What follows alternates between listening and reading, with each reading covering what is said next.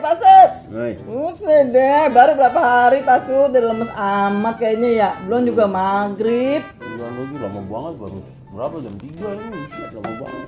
Lemes banget gua haus. Najong dah. Daripada nungguin maghrib, ini kita lihat 100 orang ini. Dah.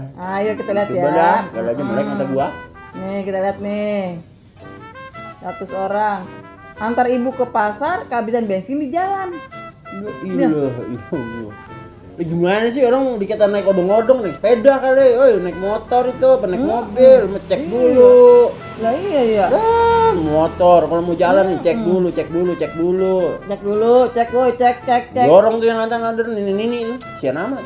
Udah Pak Sud bilang. Mau Es apa lagi? buah, insya ready. Terus gorengnya mantap, yang merapat depan pos katanya. Loh, nawarin gorengan apa nyuruh kita jagain pos? Lah ini suruh ini kali, gratis Gimana? kali Pak Sud, merapat.